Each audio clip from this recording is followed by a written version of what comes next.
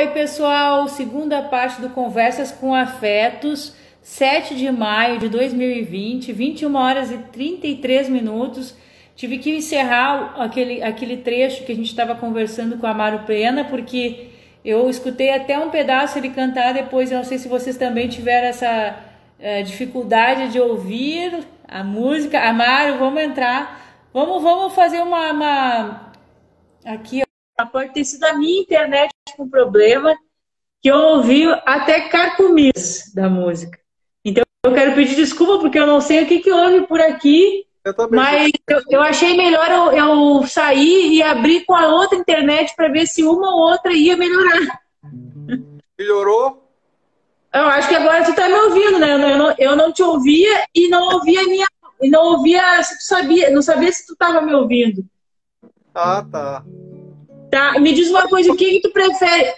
Tu prefere começar do início a essa música ou tu quer deixar uma mensagem e falar sobre a música Chamego de Mãe?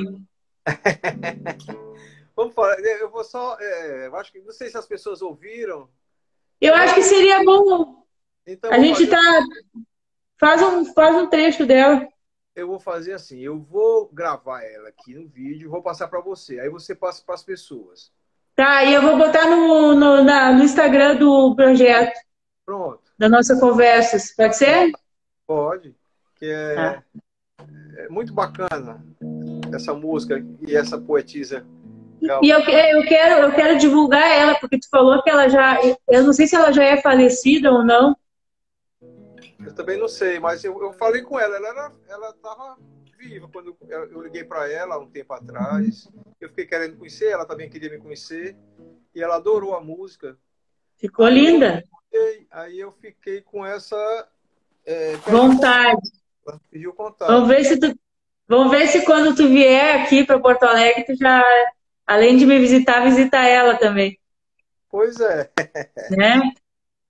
Vamos ver se tu sai aí da onda do calor aí, que é desse lugar paradisíaco. Aqui tá calor, viu, Carmela? Mas tá bom. É. Essa música, Chamego de Mãe, é uma coisa porque todo mundo gosta, né? Dessa coisa do chamego de mãe, todo mundo tem. Né? Aí eu fiz essa música com esse intuito desse documentário e que foi, assim, muito feliz eu fiquei, porque é uma coisa que é difícil falar desse tema mãe, né? E eu falei de uma forma, assim, que eu achei que ficou interessante, né? Porque não ficou aquela... Pelo menos assim, eu vou ver se eu consigo aqui, Camila, porque... Começou a dar uma falhada de novo. Pelo menos assim. Tá. Vamos tentar. Eu aqui...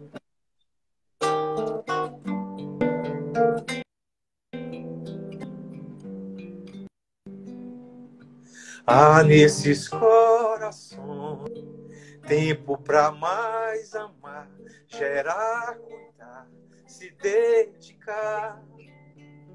Voz firme que acalanta, com reza santa, o caminho encanta.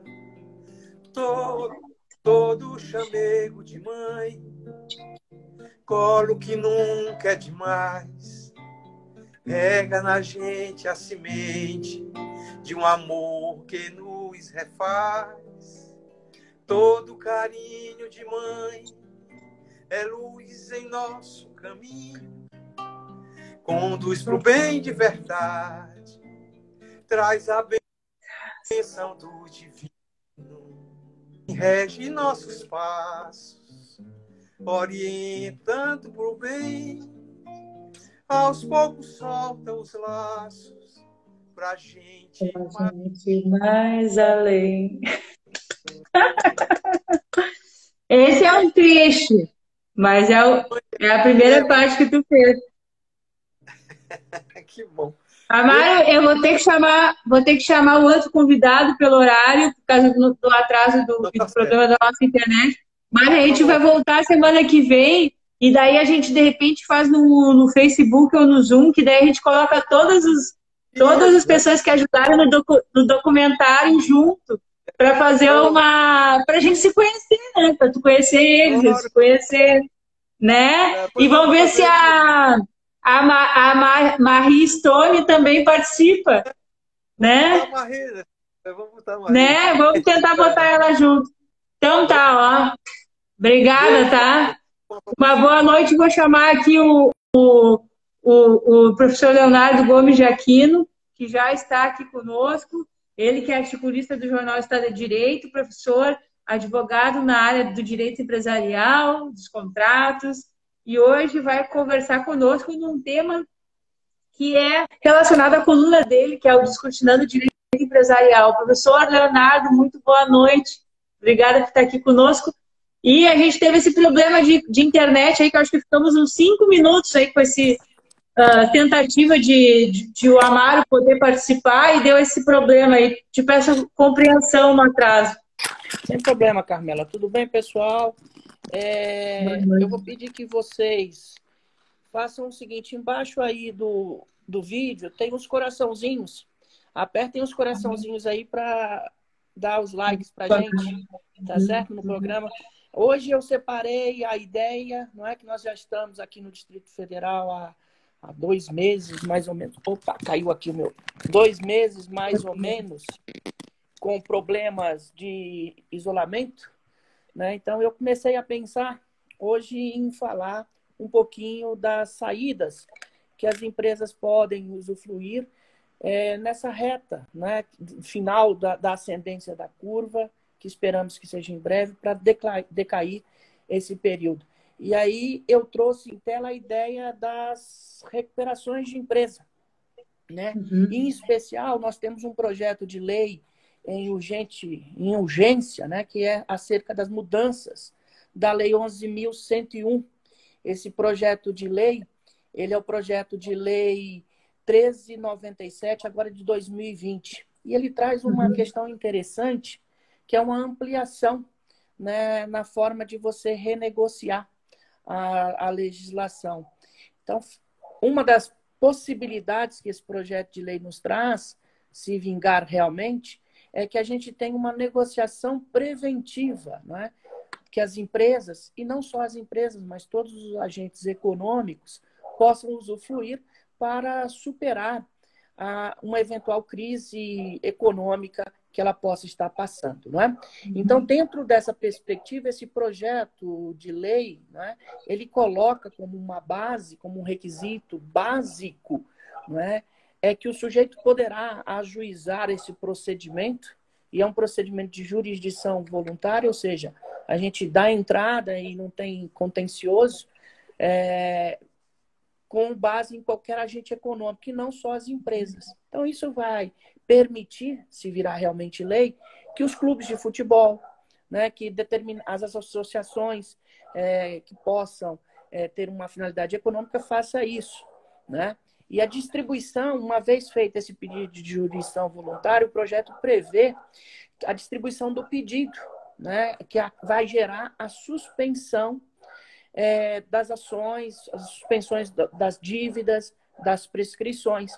E cabe ao juiz que ficar afeto ao processo analisar se o devedor, né, que está ali pleiteando, um devedor chamado agente econômico, preenche os requisitos da norma. E na mesma decisão que ele pleitear, que ele deferir isso, ele vai nomear um terceiro, né, um negociador.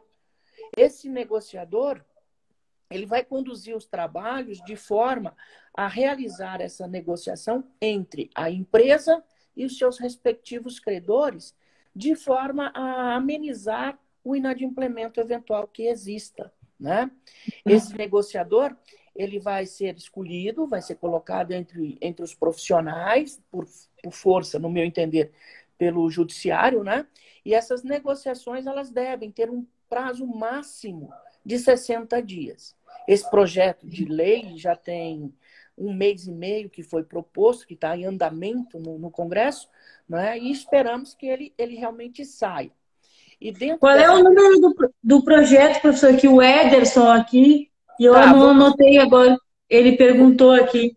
Vamos lá, deixa eu abrir aqui o projeto. O projeto de lei 1397. Tá, eu vou anotar aqui. Tá? 1397, de autoria do deputado Hugo Leal, do PSD do Rio de Janeiro. Tá? Tá. Esse projeto, como a gente está falando, ele permite essa suspensão, né, das ações, e tem que acontecer a questão da negociação num prazo de 60 dias improrrogáveis. Eu entendo que a palavra improrrogável vai gerar algumas questões envolvendo uma situação de impasse. Porque, veja, nós já estamos há mais de quase 60 dias, né, no isolamento social aqui no Distrito Federal, e se essa lei tivesse em vigor lá no primeiro dia, essa negociação talvez não iria surtir efeito, justamente porque a gente já está acabando o período de 60 dias e ainda estamos isolados. A previsão aqui do Distrito Federal, a princípio, né, parece que é dia 18 de reabrir alguns polos comerciais, algumas atividades, mas estamos aqui com uma questão também de judicialização. Ou seja, o judiciário interviu proibindo, né, a princípio, em forma preventiva, que o governador autorize o funcionamento de determinado. Aquilo que já está funcionando, continua funcionando, né? Eu até brinco com alguns colegas que eu digo o seguinte: o advogado ele tem que ser perspicaz, ele tem que auxiliar a empresa. E veja, nós temos umas empresas engraçadas que ela tem os objetos sociais de múltiplas, né, funções. Por que então uma empresa que não possa se utilizar de uma alteração no contrato social e agregar ali uma área de atividade, né, que não está proibida? Aí ele abre o comércio. Ele põe, né, não tô dizendo que deva fazer isso, mas ele é uma permissão legal, ele abre o comércio. Então, nós temos empresas aqui funcionando no Distrito Federal que você olha e fala, por que ela está aberta? Aí você vai ver, tem lá no objeto social uma coisinha específica que está na área de atuação, que o governo liberou. Aí o cara abre a porta, né? Inclusive, essas situações aconteceram do agente fiscalizador do GDF aqui ir até esses estabelecimentos e tentar fechar. Quando o sujeito apresenta o alvará de funcionamento, vê lá a atividade, fala, opa, essa atividade aqui está permitida, então isso tem que funcionar. Ele não pode tirar metade do estoque, né? Ele deixa o estoque todo. Então, dentro desse projeto de lei, né, a participação nos credores, ela também vai ser importante, mas é uma participação facultativa, né? O projeto diz que a participação dos credores nas sessões de negociação preventiva, ela é facultada. Cabe ao devedor, né, que requereu essa medida, comunicar aos seus credores de modo idôneo, eficaz, que ele está iniciando as negociações e o responsável pela negociação é o fulano de tal que foi escolhido. Né? Esse negociador que é o escolhido, ele deve agir de forma transparente, né, informar o judiciário os resultados da sua negociação, bem como apresentar um relatório, né, sobre os trabalhos desenvolvidos nesse projeto. E uma vez findo o prazo de 60 dias, vai ser apresentado um relatório e o juiz vai determinar o arquivamento dos autos e aquilo que foi negociado vira um acordo chancelado pelo poder, né? O judiciário. O juiz ele vai apreciar esse procedimento e quem é o juiz? Aí segue, segundo o regulamento, segundo o projeto, o mesmo juiz que, porventura, estaria apto a analisar um processo de recuperação, que é o do principal estabelecimento do devedor, né? Então, quando um devedor tem vários estabelecimentos, ele tem que descobrir ali, informar o juiz qual é o mais importante. Então, se a gente pega uma empresa que está só no município, fica fácil. Fica fácil porque ali o juiz é o responsável, os credores mais ou menos estão próximos, mas quando você tem uma empresa de médio, grande porte, com estabelecimentos em vários municípios, vai ter uma dificuldade, né?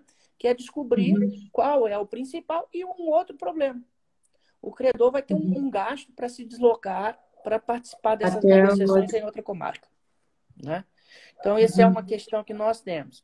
Esse projeto também prevê limites de valores, por exemplo, o devedor vai ter que comprovar que reduziu em 30%, teve redução de 30%, pelo menos, do seu faturamento, né, na média do trimestre correspondente à atividade anterior, Então, ele tem que mostrar realmente que a crise o afetou de maneira ao faturamento ter diminuído em 30%. Né? Esse profissional ele vai receber uma remuneração, essa remuneração será bancada pela própria empresa, não é? E durante esse período vai poder continuar a empresa funcionando, celebrando negócios e levantando a sua atividade. Tá certo? Sim. É possível, esse projeto de lei também prevê a alteração da Lei 11.101 em outros aspectos, tá? Como a questão das travas bancárias, que hoje é uma crítica ferrenha que os doutrinadores colocam, os advogados, porque as travas bancárias elas não entram no processo de recuperação. Alguns contratos, né, como leasing, como arrendamento mercantil, eles não entram em processo de recuperação. E o que acontece? Se eu não pago a recuperação, esse cliente, esse fornecedor, né, como contrato de leasing, eu vou ter uma possível falência decretada, mesmo estando em dia com a minha recuperação de empresas.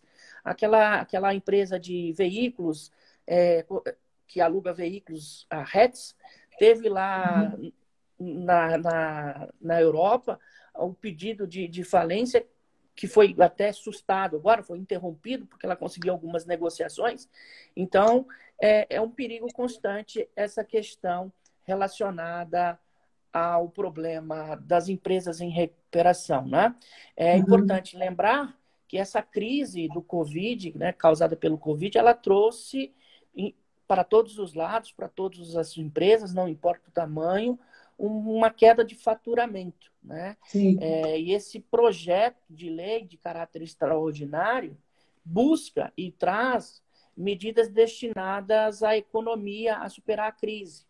E o próprio projeto prevê um prazo de aplicabilidade, 31 de dezembro. Então, 31 de dezembro. Já foi criado. Eu abri a tela aqui para achar o projeto também, para acompanhar o que está acontecendo. Então, veja, o projeto ele até dia 30 de dezembro, se eu não me engano, tem aqui a data aqui, eu não exatamente. 31, né? 31, né? 31, que é 31 de dezembro de 2020. Veja, e nós já estamos no metade do ano quase, no mês 5. A previsão não é boa, né? Para retorno da economia, e vamos ver, né? Se realmente essas questões elas vão chegar a tempo de salvaguardar o salvamento das empresas. Existem também outras tratativas, né?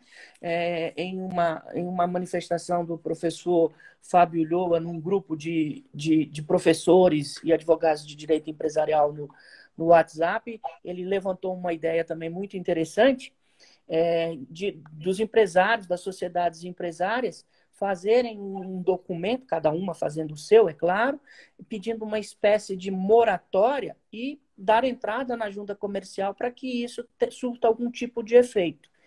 É claro que para essa questão surtir efeitos, é necessário algumas mensurações na legislação para tornar essa moratória, entre aspas, obrigatória, né, de surtir efeitos. Mas nós, pensadores do direito empresarial, nós estamos quebrando a cabeça para tentar salvaguardar as atividades econômicas, né? Porque realmente está complicado. A margem de receita ela caiu bastante, né? Várias empresas aí, algumas atividades, a queda foi bruta, né? Principalmente o comércio de rua, o varejo, ele parou bastante. Outras áreas não, o impacto está sendo bem menor, né? O nosso agronegócio continua funcionando de forma tranquila, no sentido de produção. Algumas questões envolvendo as indústrias, elas estão trabalhando. O setor da construção civil também está trabalhando, né? Mas o movimento de rua mesmo, ele está parado, o movimento de shopping está parado. Inclusive, como eu falei no início, aqui no DF, tem uma ação judicial discutindo justamente em que momento a gente vai abrir os nossos shoppings. Aqui no Rio Grande do Sul, o governador ainda estendeu o prazo e agora anteontem ou ontem ele falou sobre o aumento de casos, digamos, o número de vítimas fatais dessa pandemia.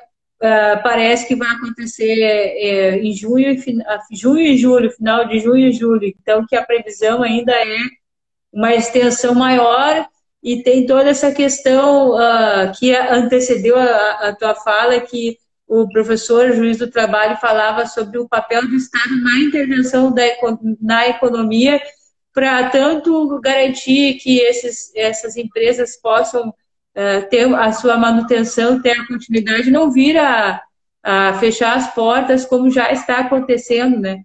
Então, vamos ver o que vai acontecer. Professor, eu quero te agradecer por estar aqui conosco, pela parceria. E daí já vou te deixar assim, agora para as palavras, já aproveita para fazer a conclusão e dizer que é muito importante, agradecendo a professora Renata também aí do Distrito Federal, que é professora, pesquisadora e contribui bastante com a coluna sobre o direito de família. Carmela, uma coisa importante que a gente não está observando de uma forma muito clara é o seguinte: o número de óbitos ele é grande, mas ele não é o equivalente. Por quê? Há uma subnotificação. Eu não sei se é por vontade do Estado ou por falta de vontade do Estado, mas o número de mortes aumentou bastante. E isso tem que ser informado à comunidade, à sociedade como um todo, para que a gente fique em casa. Não há cura, não há remédio, né? Há a prevenção. Se a gente prevenir, a gente vai sair dessa de uma forma melhor. Não esqueçam de seguir a gente no Instagram, não é?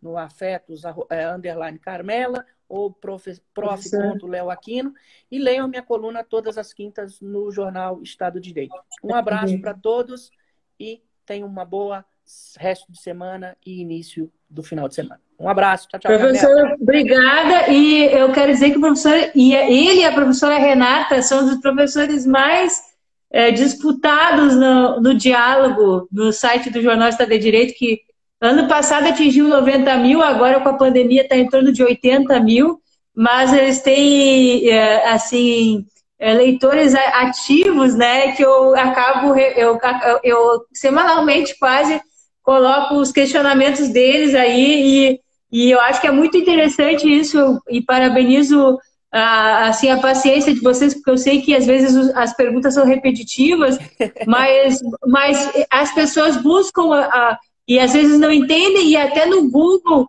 o fato de vocês estarem dando esse auxílio faz com que o trabalho de vocês cresça cada vez mais. Então, a gente agradece a parceria, o apoio, e até semana. Agora, a gente vai fazer uma live, acho que se na semana que vem na outra, porque em função da agenda a gente está... Estou tentando me organizar pelo volume de trabalho, mas a gente faz aqui, acho que 15 dias voltamos, e vamos intercalando, mas a coluna é semanal. Obrigada, professor. Um abraço. Uma boa noite a todos aí.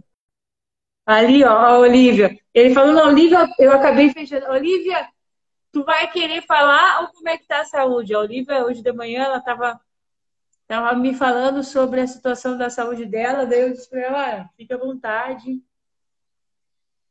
Então, Olivia, eu quero te deixar um beijo, agradecer ao professor Leonardo Gomes de Aquino, quero agradecer a professora Renata, que esteve aqui na audiência, a ministra Carmen, a ministra Tânia Requisíguio, do CNJ. Quero agradecer, estou com a ministra Carmen Lúcia, porque falei com uma assessora dela hoje, e estava falando sobre o documentário. Quero agradecer ao Amaro Pena, quero agradecer ao juiz do trabalho, Rafael da Silva Marques, e a todos vocês que participaram hoje do Conversa com Afetos, né, o pessoal que participou, agora por último também, perguntando, o Ederson, enfim, todos vocês. A gente volta na semana que vem, tá? Nós temos 2 datas que eu coloquei semana que vem para eu poder dar conta do recado em função do volume de trabalho e das atividades. Agradecer a audiência do meu colega Carlos Castanheira, que está em Portugal, e já é de madrugada lá, ele está assistindo a live.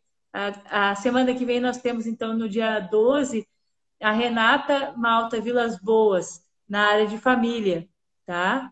12, isso aí, 12 de maio. Então, nós nos vemos dia 12 e no dia 13 de maio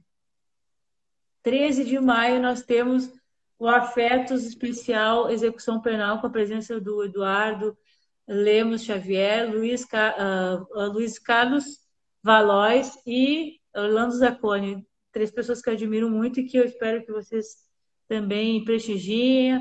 Prestigiem dia 12 a Renata Malta Vilas Boas. Ainda estou organizando a programação. Provavelmente vai ser especial sobre maternidade, Dia das Mães, que a gente vai estar divulgando, já está começando a divulgar o trabalho do documentário. Espero que vocês estejam gostando. Agradecendo todos que estão participando da iniciativa e peço para seguirem esse perfil, seguirem o perfil dos nossos convidados. Uma boa noite para vocês. Muito obrigado pela audiência.